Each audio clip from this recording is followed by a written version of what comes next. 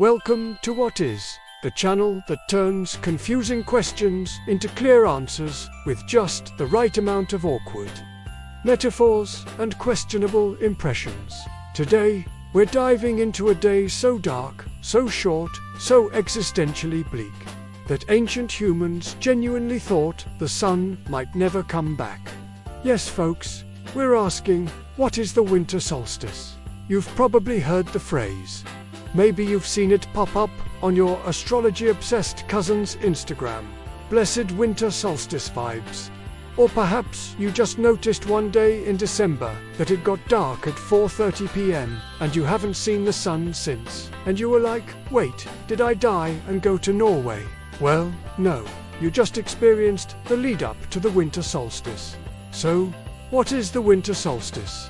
Let's start simple. It's the shortest day and the longest night of the year. But, and this is a very celestial but, it's not just a day. It's an astronomical event. A moment, even. A precise point in time when the Earth's tilt is at its maximum angle away from the Sun in the Northern Hemisphere. Now, don't panic. Earth isn't tipping over like a drunk uncle at a family barbecue. So, the Sun appears at its lowest point in the sky. Daylight, minimal. In places like Anchorage, Alaska, you get about 5.5 hours of twilight that looks suspiciously like a grayish suggestion of light. Meanwhile, at the North Pole, total blackout. The sun hasn't risen in weeks. It's just eternal night. Like a Netflix binge with no end in sight. But, and this is a glorious but, the winter solstice is also the turning point. After this day, the days start getting longer. The sun begins its slow crawl back into our lives. More light, more warmth. A real reason to stop wearing 8 layers to check the mailbox. And because ancient humans didn't have smartphones or Wikipedia, they interpreted this annual vanishing act as a crisis. They were like, the light's fading, the crops are dead. Is Ra mad at us again? And so they threw festivals. Big, bonfire-filled, gift-giving, feasting, slightly tipsy festivals to encourage the sun to come back. Sound familiar? Because it should. Our modern December holidays, Christmas, Hanukkah, Kwanzaa, Yule, they've all got roots tangled up in solstice celebrations. The Romans had Saturnalia, a week-long party where social rules were flipped. Slaves dined before masters. Everyone wore silly hats, and they partied like Caesar had a Groupon for unlimited mulled wine. The Germanic peoples celebrated Yule, dragging giant logs into their homes to burn for 12 days. Essentially, the original cozy winter vibes.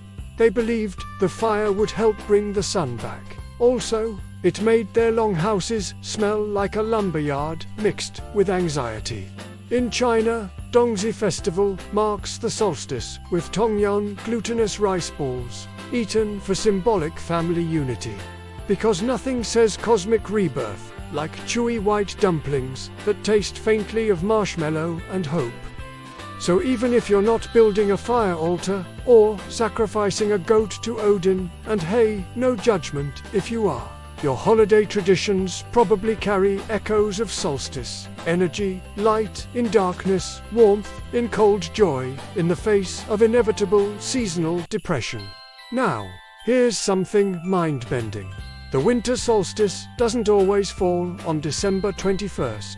It can be the 20th, 21st, 22nd, or even the 23rd, depending on the year and the quirks of our Gregorian calendar. That's because Earth doesn't take exactly 365 days to orbit the Sun. It's more like 365.2422, which is why we have leap years, and also why your great-aunt insists the world is off-kilter. She may be onto something. And fun fact, the solstice happens at the exact same moment all over the world, but because of time zones, it can appear to fall on different calendar days, depending on where you live.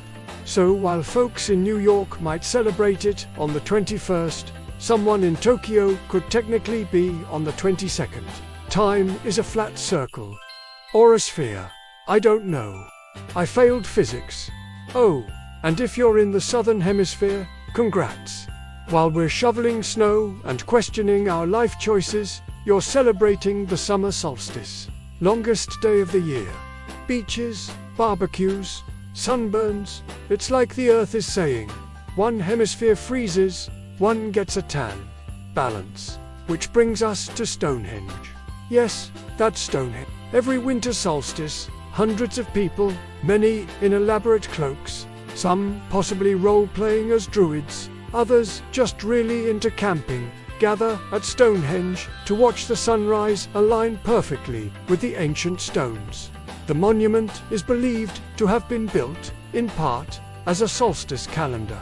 Which is wild when you think about it, a group of Neolithic people with no TikTok, no plumbing, and probably zero understanding of gravity, building a giant rock computer to track the sun.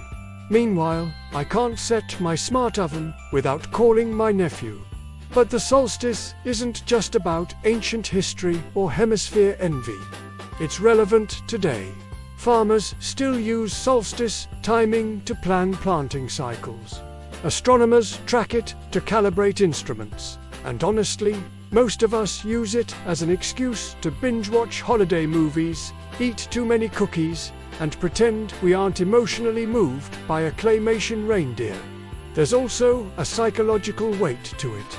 The solstice marks a low, the darkest point, but also the promise of return. It's a natural metaphor for resilience.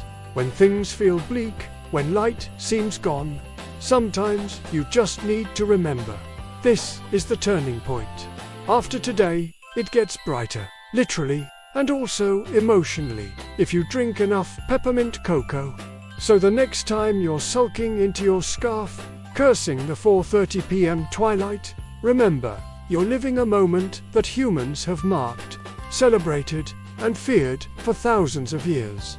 You're part of a grand, slightly dramatic, light-worshipping tradition that spans continents, cultures, and questionable knit sweaters. And if all else fails, throw a party, light a candle, eat a rice ball, do a little dance for the sun. It worked for the ancients. And honestly, if it gives you an excuse to wear a crown made of holly and drink spiced wine at 10 a.m., who are we to judge? So that's the winter solstice, Earth's annual dip into darkness. A cosmic reset button, and the reason we have mistletoe-related awkwardness every December. Thanks for watching What Is, where we explain stuff so you don't have to Google it during awkward dinner conversations. If you learned something, or at least laughed at a poorly timed sun metaphor, hit that like button. Subscribe so you never miss another solstice, equinox, or spontaneous existential crisis. And drop a comment below. How do you celebrate the longest night of the year? With a bonfire, a hot cocoa flight, or just hiding under blankets until March? Whatever it is, stay warm, stay curious, and remember, the light's coming back.